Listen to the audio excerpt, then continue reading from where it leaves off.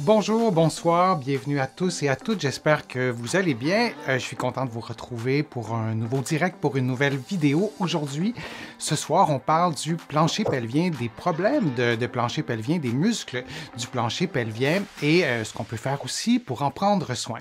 Souvenez-vous que les conseils, les exercices que vous entendrez, que vous verrez aujourd'hui, ne remplacent pas les conseils d'un professionnel de la santé et encore moins une évaluation. Et c'est important que vous les adaptiez à votre propre condition et que vous consultiez votre médecin ou un professionnel de la réadaptation pour avoir une bonne évaluation.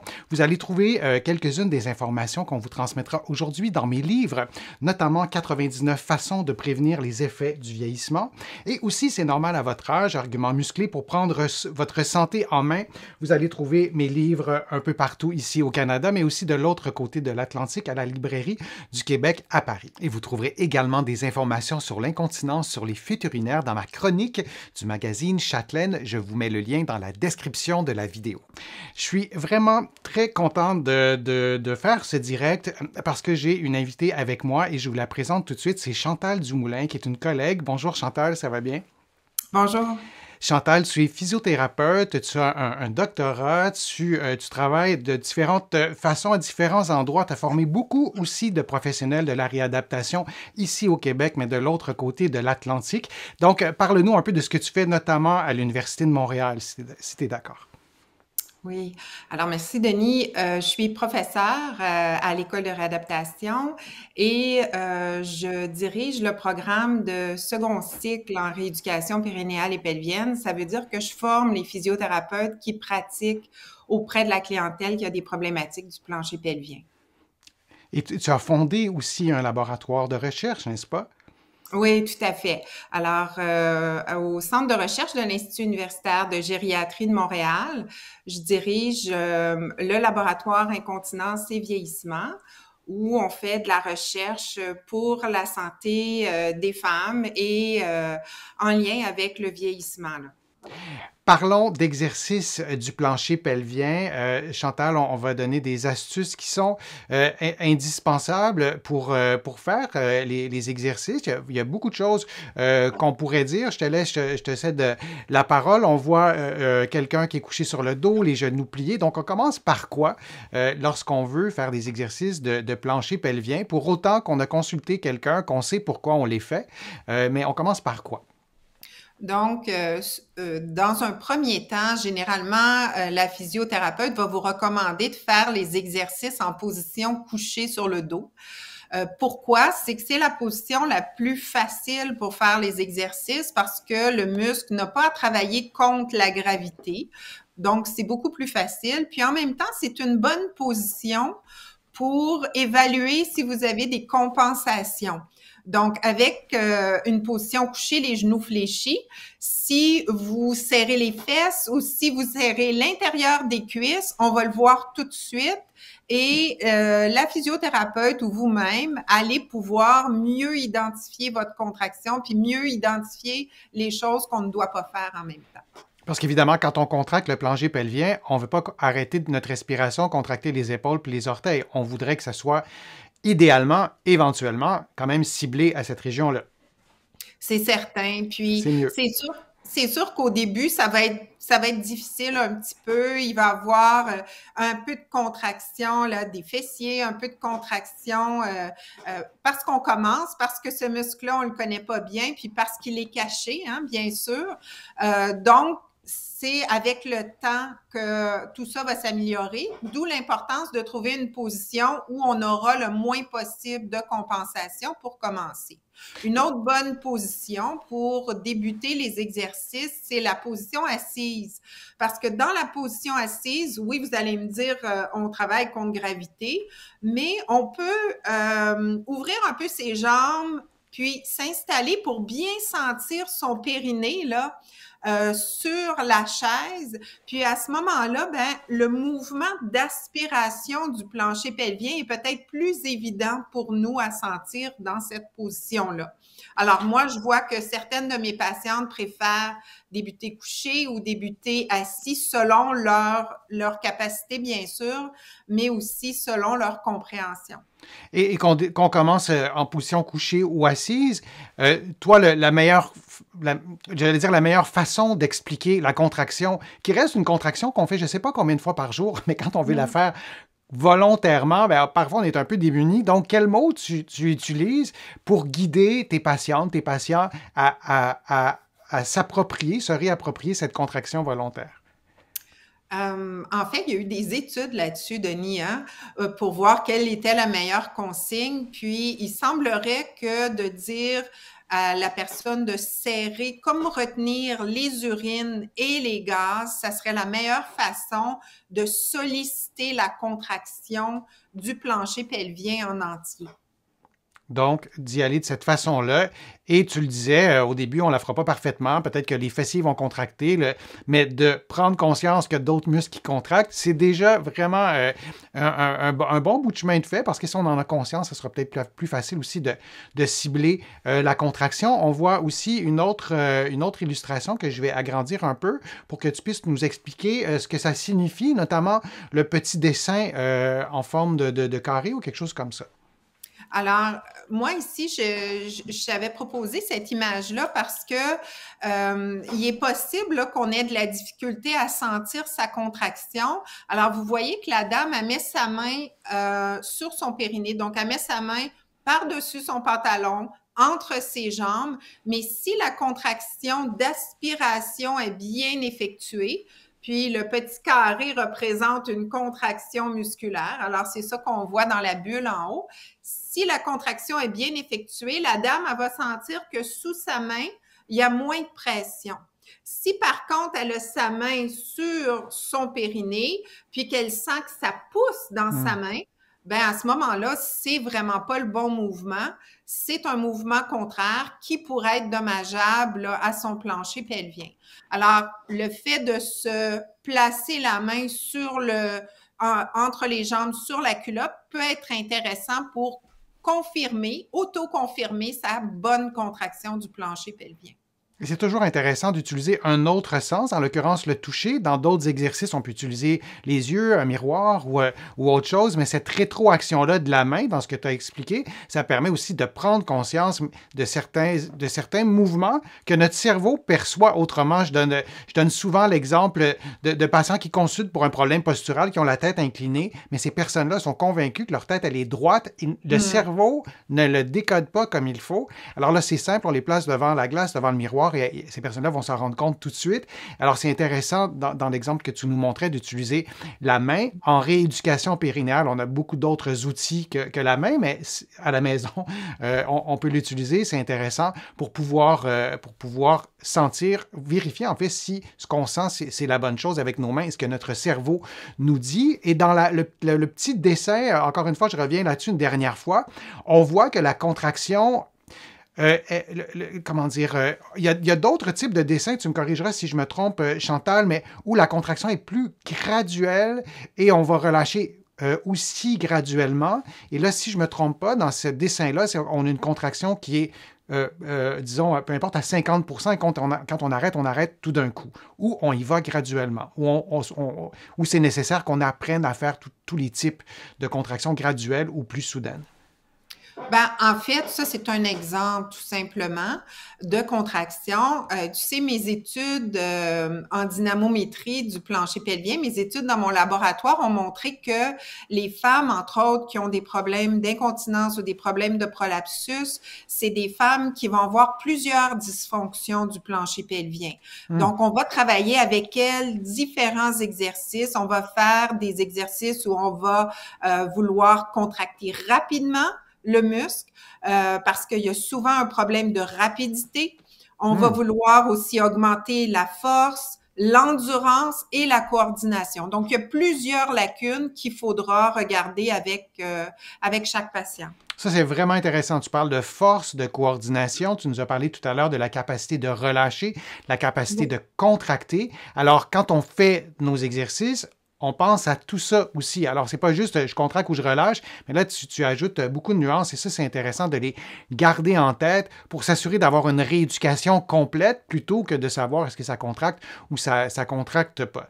Si on continue aussi avec les diapos que tu m'as fournis, et je te remercie d'ailleurs, et on est vraiment très privilégiés, que tu sois présente avec nous et de pouvoir profiter aussi de ces éléments visuels-là qui sont intéressants. Il y a eu des questions aussi dans le fil de discussion sur la respiration, parce qu'évidemment, Oui. ça a comme un petit lien, la respiration, qui est quelque chose d'automatique, comme la contraction du plancher pelvien. Donc, est-ce que tu peux nous expliquer ce qu'on voit en ce moment à l'écran?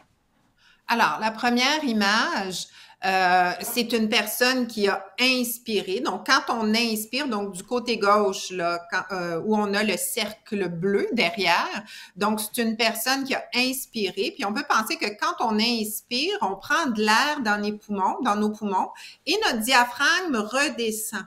Alors, si le diaphragme redescend, ben, ça va être plus difficile à notre plancher pelvien qui est à la base du bassin, lui, de remonter, d'être aspiré vers l'intérieur. Si par contre, donc ça c'est le diaphragme, donc merci, quand on inspire, le diaphragme va redescendre. Quand on expire, puis on souffle l'air à l'extérieur de nos poumons, le diaphragme va remonter, ce qui va donner plus de place à notre plancher pelvien pour être aspiré pour l'intérieur, vers l'intérieur. Donc moi, ce que je dis, c'est que lorsqu'on veut faire la contraction, spécifiquement quand on est plus faible, quand on commence à le faire, cette contraction-là, pour nous faciliter la vie, ben, c'est important de commencer sur une expiration. Donc, j'expire et je retiens les urines et les gaz et je compte tout haut. 1, 2, 3. Et là, parce que je vous parle, je vais être obligée de respirer normalement pendant ma contraction.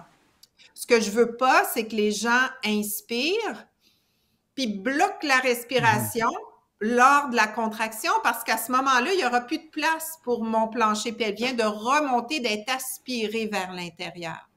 Donc, à se rappeler, on débute toujours nos contractions sur l'expiration et ensuite, on continue à contracter en respirant normalement. Donc, c'est une des... Enfin, c'est très, très clair ce que tu nous as dit et tu nous rappelles que la respiration, ça a aussi le diaphragme, le mouvement du diaphragme modifie les pressions dans l'abdomen et on l'a vu que le plancher pelvien supporte tout ça. Donc, de commencer, surtout si on est moins familière, de commencer nos exercices à la fin de l'expiration. J'ai bien compris, c'est ça? Oui, tout à fait. Et il y avait un autre diapo que tu nous as présenté, donc de prendre des notes, de se faire un calendrier. Est-ce que tu peux, pas un calendrier, mais un horaire ou une routine, est-ce que tu peux nous parler de ça un petit peu? Ben, tout à fait, hein. Alors, on a dit que c'est important de commencer dans une position plus facile, comme la position couchée.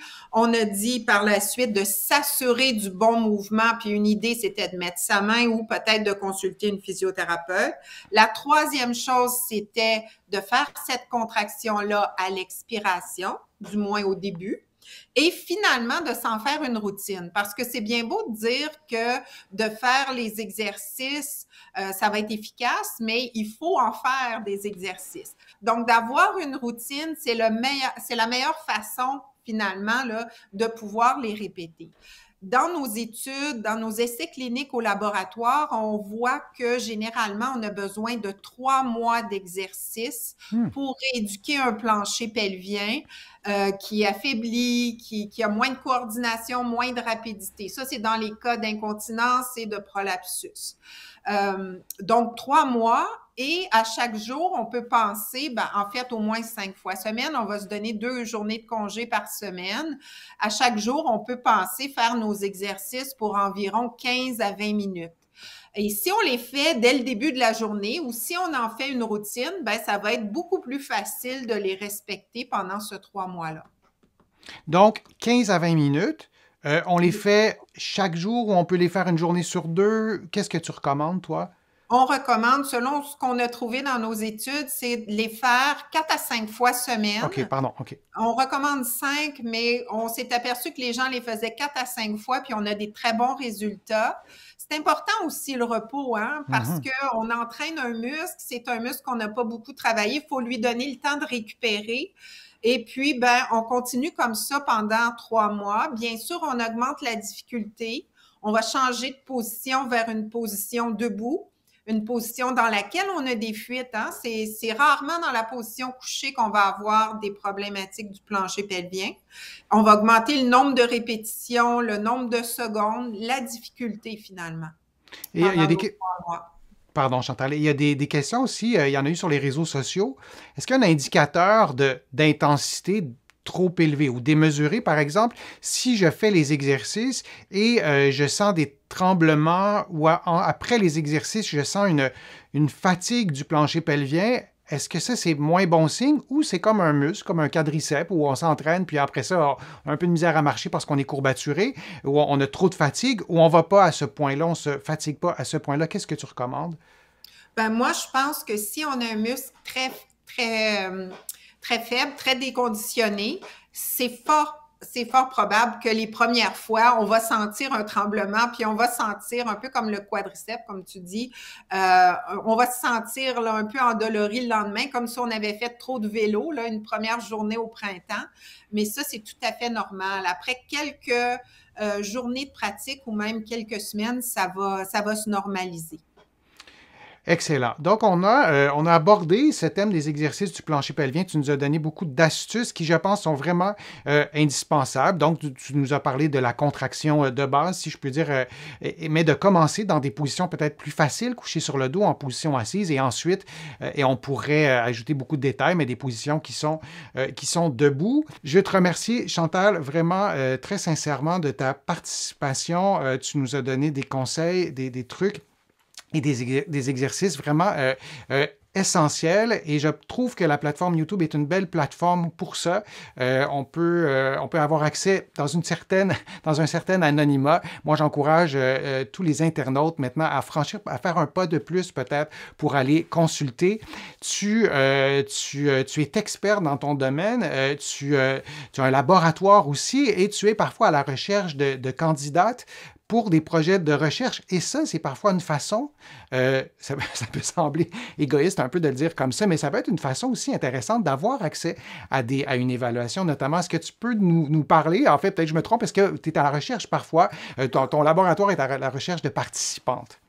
Oui, tout à fait. Alors, on a plusieurs projets de recherche actuellement qui sont en cours, entre autres des projets de recherche sur l'incontinence urinaire d'effort, l'incontinence urinaire d'urgence chez la femme.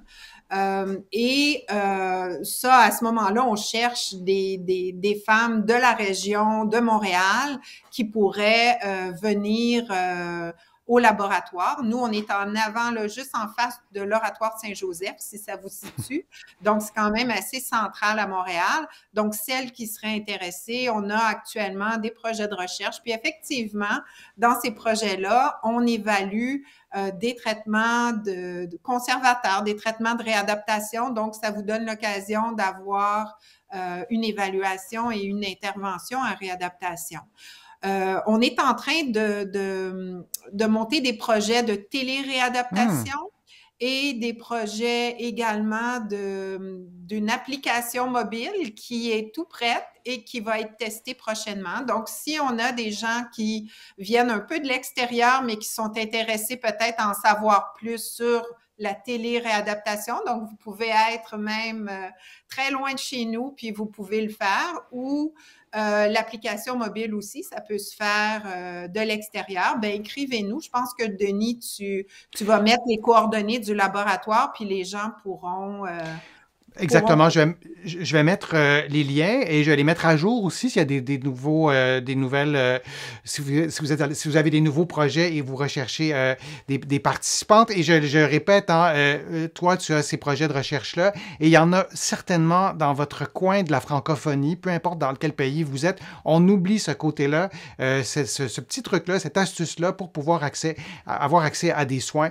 Et c'est une bonne façon aussi donc d'être évalué, d'être traité et d'améliorer sa qualité de vie. Il y a aussi les livres. Alors, je rappelle ton livre, Chantal, l'incontinence urinaire, la prévenir, la traiter. Vous allez trouver aussi sur de la santé plus générale des informations dans mes livres que vous connaissez. Je vais mettre tous les liens à jour régulièrement pour que vous ayez aussi donc ces références-là.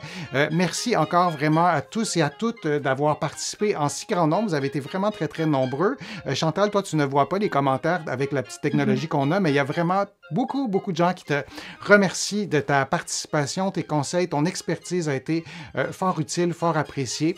Merci beaucoup, Chantal, et merci à tous et à toutes, et on se revoit pour un prochain direct, pour une prochaine vidéo. À bientôt.